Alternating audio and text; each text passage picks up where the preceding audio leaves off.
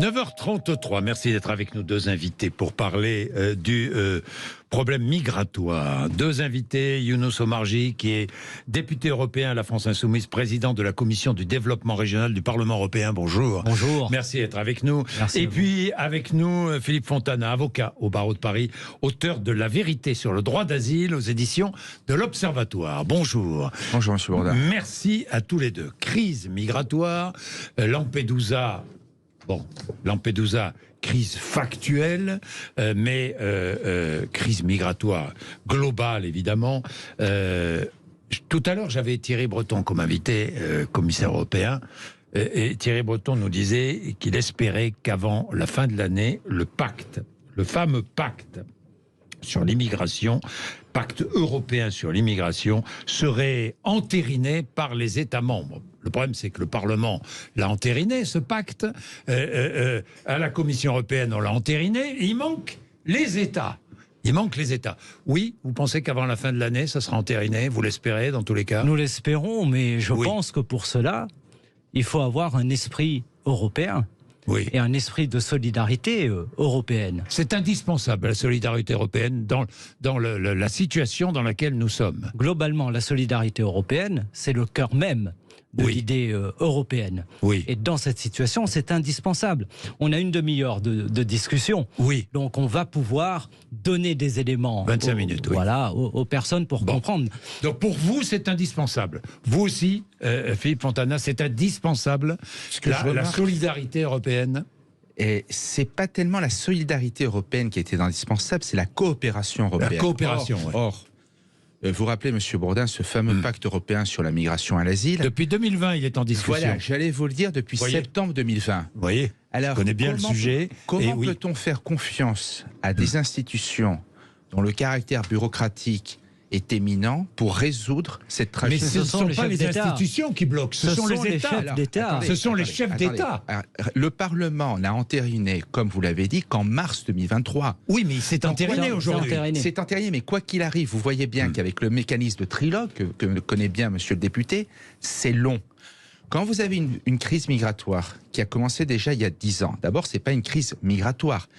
C'est la duperie de parler du migrant alors qu'il s'agit de prétendus demandeurs d'asile. Il faut appeler un chat un chat. Parlons-en. Pas tous. Donc, l'immense majorité. Bon. Et quels que soient les artifices juridiques dont s'emploient les tribunaux en France ou ailleurs, de toute façon, la majorité n'est pas considérée comme des demandeurs d'asile. Or, Lampedusa et toute l'action des États européens tourne autour de la demande d'asile. Donc ne parlons pas trop de migration, parlons de demandeurs d'asile et plus exactement de faux demandeurs d'asile. Vous savez, si je peux me permettre, voudrais vous couper, Philippe Fontana. Il y a dans le fameux pacte européen de nombreuses mesures. Oui. Pas uniquement des mesures destinées aux demandeurs d'asile. Il y a aussi des mesures, renforcement de Frontex, renforcement de la coopération, vous parliez de coopération avec les États d'où partent ces migrants. Contrôle aux frontières extérieures. Voilà, il y a quand même beaucoup de mesures. Oui, mais c'est long. On a, en matière de coopération avec les États d'où partent les bateaux et les migrants. C'est l'essentiel. On a fait une coopération avec la Tunisie au mois de juillet. Est-ce que l'argent a été envoyé? En fait, vous savez très bien que oui, déjà au mois de juillet, Lampedusa, c'est le signal envoyé, à mon sens, par l'État tunisien en disant où est l'argent. Est-ce que vous avez entendu M. Darmanin ce matin? On lui posait la question, est-ce que la France prendra sa part? Oui. Et il disait non. Il disait non. En dehors de ceux qui demandent l'asile et qui peuvent faire valoir leurs droits pour l'asile. Mais pour le reste, Darmanin dit non. C'est-à-dire qu'il ne fait pas du tout preuve d'esprit européen. Mais l'Allemagne a dit non. Mais la Hongrie dit non. Mais tous les pays disent non. L'Allemagne est un peu revenue sur sa décision. La ministre de l'Intérieur allemande a annoncé qu'au final, ils vont... mais c'est ce que fera la France, vous le savez bien. La France acceptera les demandes d'asile et examinera les demandes d'asile déposées. Ce que je voulais vous dire, et il faut que ça nous interroge. Ne soyons pas dupes de discours. Monsieur Bourdin, Monsieur Bourdin, après l'agression russe en Ukraine, 10 millions d'Ukrainiens accueillis immédiatement, je me suis rendu à la frontière polonaise. Oui. En quelques jours, ce sont des millions d'Ukrainiens qui ont pris le chemin de l'exode. Oui.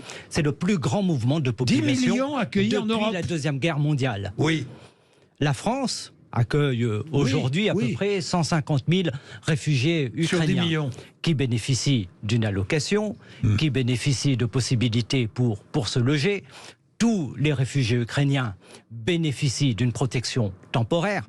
Et nous avons là des millions et des millions de personnes qui sont accueillies. Et c'est bien notre devoir et c'est bien notre honneur que de le faire dans ces conditions tout à fait tragiques. Aujourd'hui, qu'est-ce qui se passe?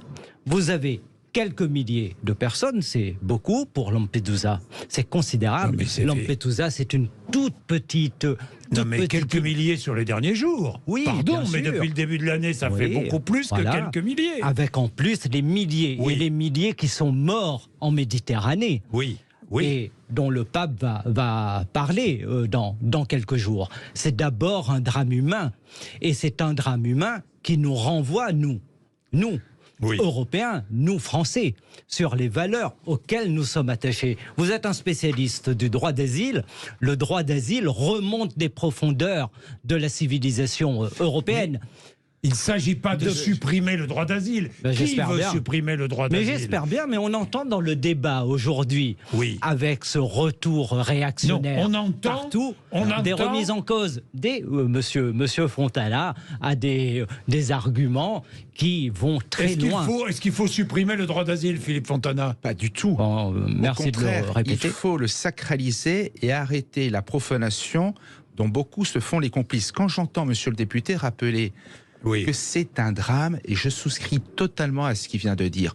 On ne peut pas jouer avec les 24 000 personnes qui sont mortes en traversant la Méditerranée à l'appel non seulement des passeurs, mais des organisations, des ONG qui les transportent. Il y a une duperie, quand vous parlez des relations entre l'Allemagne et l'Italie, avec le système des Dublinés, l'Italie aurait dû recueillir 12 500 personnes, elle n'en a recueilli que 10. Ça veut dire que le système bureaucratique européen ne marche pas. On est d'accord. C'est pour ça qu'il va être supprimé. Non, on l'espère avant la fin de l'année. Il sera plus ou moins aménagé, mais le système et l'Europe a abandonné l'Italie l'Italie et la Grèce. Ils ont été totalement abandonnés. Ils n'ont pas eu des appuis budgétaires. J'étais membre de la commission du budget à l'époque, je m'en souviens très bien. Il y a eu des demandes de l'Italie et de la Grèce pour un appui budgétaire supplémentaire. Ils ont été laissés d'où l'urgence de ce pacte européen. Absolument. D'où l'urgence de ce pacte européen. On est tous d'accord là-dessus. Avec Eurodac, avec le filtrage des vrais faux immigrés. Mais quand vous entendez Marion Maréchal ou Marine Le Pen dire la France n'accueillera plus un seul migrant, vous y croyez franchement? C'est le bal des menteurs et des hypocrites. Il faut que les auditeurs entendent. D'ici 2100, la population mondiale sera autour de 10 milliards d'habitants. Aujourd'hui, sur le continent africain, nous sommes à peu près autour d'1 milliard. 1,5 milliard. Et la population sera à 4 milliards. C'est sans précédent dans l'histoire de l'humanité. Le Nigeria, 800 millions d'habitants, à peu près l'équivalent de tout le continent africain. Et dans le même temps, l'Union européenne verra sa population décliner de 60 à 80 millions d'habitants. Voilà le panorama global. Et dire qu'on va pouvoir mettre un terme à la migration qui existe depuis le début de l'humanité, c'est un mensonge absolu. Non, pas mettre un terme, mais fixer des règles. Alors c'est ce que vous dites, Philippe Fontana. Mettre un terme, c'est impossible. En fait, on ne peut pas tout confondre. C'est pas parce qu'il y a une explosion démographique en Afrique que l'on doit tout faire transiter en faisant semblant d'exploiter la demande d'asile. Quand on parle de migrants, les migrants qui arrivent à Lampedusa, c'est-à-dire une toute petite île à 150 km en face de la Tunisie, donc assez facile d'accès. Les personnes qui arrivent, ce sont des migrants économiques. Elles ne peuvent arriver en Europe et être régularisées pendant la durée de l'instruction de leur dossier que si elles demandent d'asile. Donc, en fait, l'asile et la migration n'ont absolument rien à voir ensemble. Mais ce n'est pas qu'un problème européen. Je vous pose quand même la question, vous ne me répondez pas. Est-ce qu'il est possible de ne plus accueillir un seul migrant ou un seul réfugié? Pour l'instant, non. Monsieur Bourdin. De toute façon, ce ne sont pas les États qui décident, ce sont les juridictions. Quand l'OFPRA dit « vous êtes accueillis au titre de l'asile », c'est pas l'État qui décide. Mais c'est tromper, n'est-ce pas tromper l'électeur, le citoyen, que de dire « on n'accueillera plus un seul On migrant. trompe les gens et on ne dit pas les choses. Mais 70% de la migration se fait en oui, Afrique mais vous même. trompez les gens aussi quand Jean-Luc Mélenchon dit on va régulariser tout le monde. Mais il vous a raison. trompez. Mais il a raison. Mais vous trompez il a aussi raison les gens, de le c'est dire. impossible. C'est un vrai débat, mais Oui. la régularisation des sans-papiers Oui.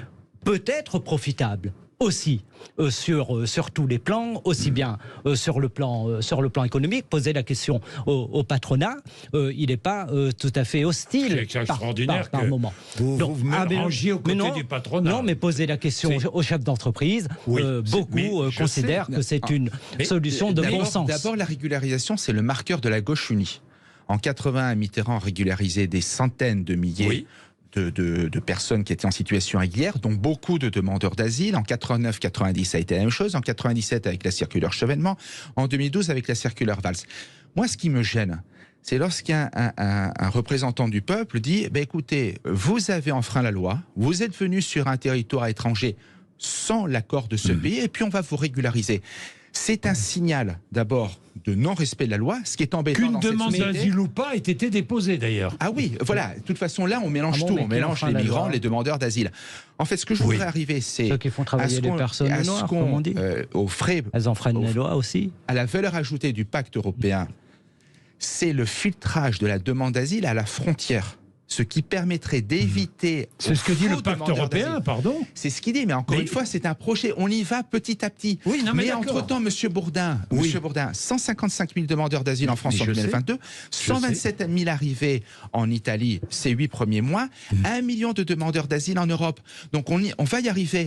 Mais Alors, on va arriver, c'est non, comme mais chez Molière. c'est- Le mais si- malade va être Si guéri j'ai malgré bien lui. compris, aucun pays européen seul ne peut arriver à contrôler cette crise migratoire. Aucun pays européen seul. Oui et non. La Hongrie l'a fait. En Non, érigeant des murs. Pardon. Non, Mais non, la Hongrie mais a fait. ce Je vais n'est vous pas donner vrai. je vais vous donner l'exemple de la Hongrie. Alors, on peut trouver l'exemple malheureux ou pas. La Hongrie a érigé des murs, ce qui a permis qu'il n'y ait plus de demandeurs d'asile. Et la Hongrie choisit ses migrants économiques en les faisant venir À la grande d'Extrême-Orient. colère Ça, des c'est une- Italiens, à la grande colère des Italiens Certes. et du gouvernement italien, à la grande Oui. colère, parce que, alors la Hongrie, il y a deux solutions. Soit chaque pays d'Europe, On va rétablir des murs dans tous les pays d'Europe. rétablit ses murs C'est ça et le projet que vous s'enferme, voulez.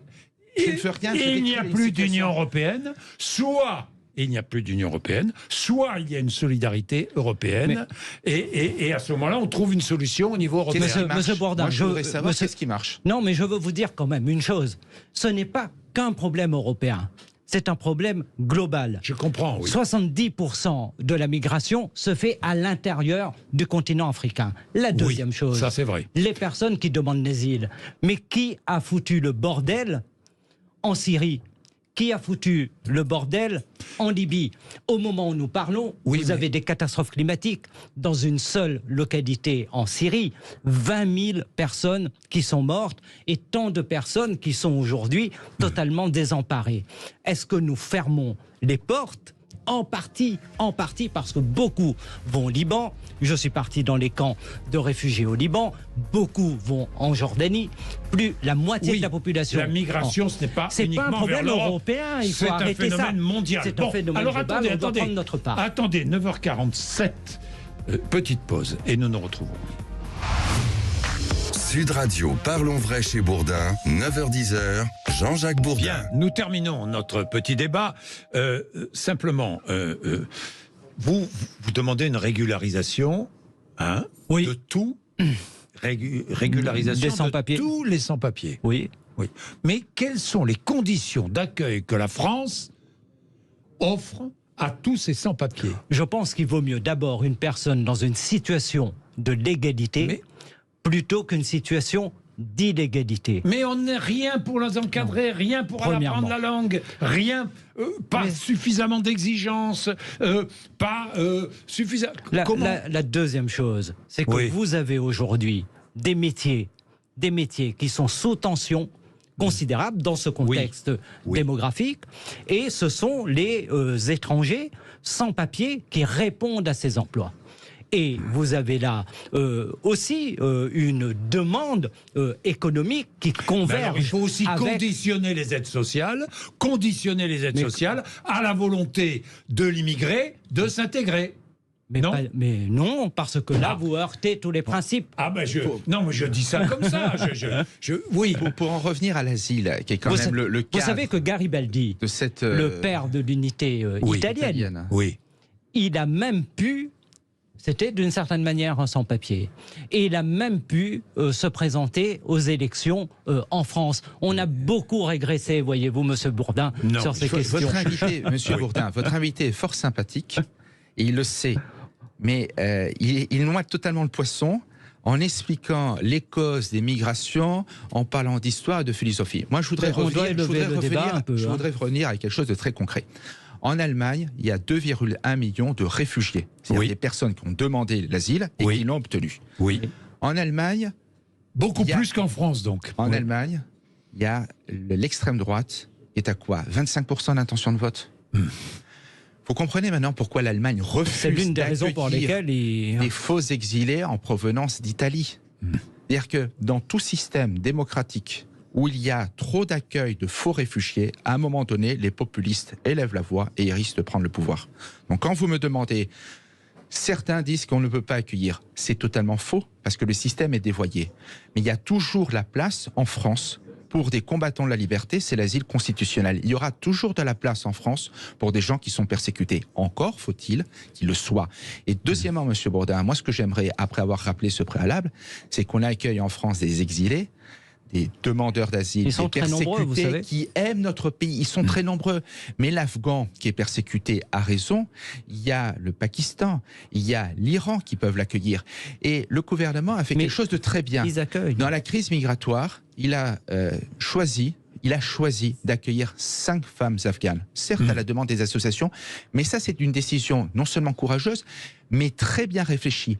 Au lieu d'attendre l'arrivée de 14 000 Afghans au mois d'août, au lieu d'attendre l'arrivée de 17 000 Afghans en 2022, au lieu d'exfiltrer 16 000 Afghans au seul mois d'août lorsqu'il y a eu la crise, eh bien, on peut choisir les demandeurs d'asile, considérer s'ils sont vraiment persécutés et les accueillir en France. Oui, la France peut s'enorgueillir d'accueillir des persécutés, mais elle ne peut pas être complice d'un système bureaucratique européen où les faux demandeurs d'asile viennent s'établir durablement parce qu'on n'arrivera jamais à les faire partir. Mais oui, mais vous appuyez. Moi, je défends le pacte européen, c'est pour ça que ce pacte doit être. Oui, avec 3 ans et demi de retard, Monsieur Bourdin. Mais je sais, et on est d'accord, et on voit les masques. Mais maintenant, il faut y aller. Et on va aller vers une campagne pour les européennes, et on voit au fur et à mesure les masques tomber.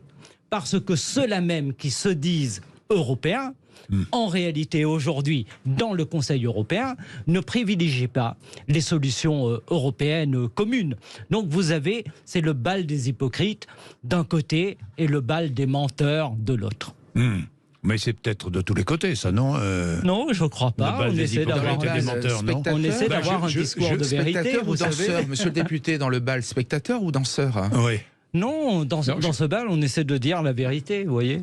Bon.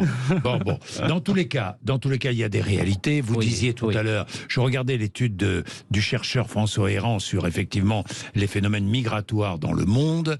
Il est évident que ça se produit partout dans le monde, les phénomènes migratoires.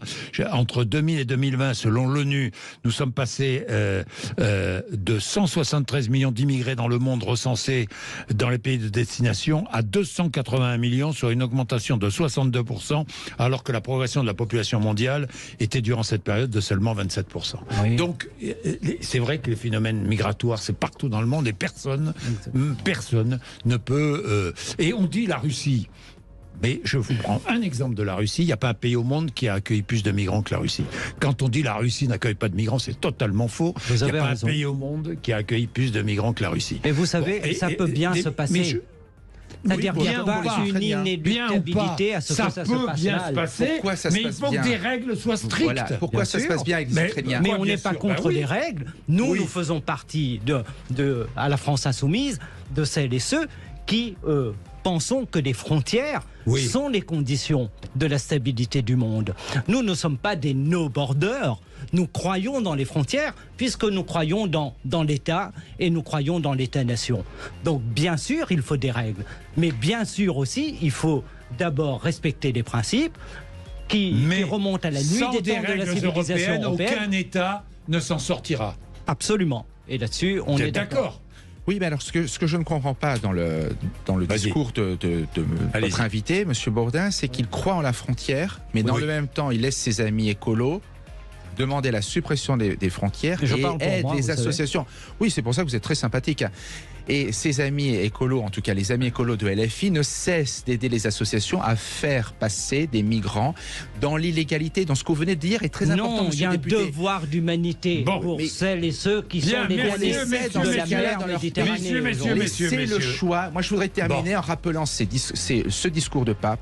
Très vite. Laissez le droit au peuple de choisir de rester chez eux, en les aidant par la coopération, par le développement et en luttant contre la corruption. On est d'accord là-dessus.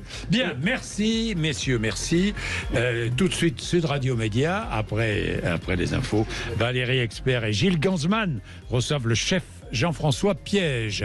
9h57, merci de nous avoir accompagnés.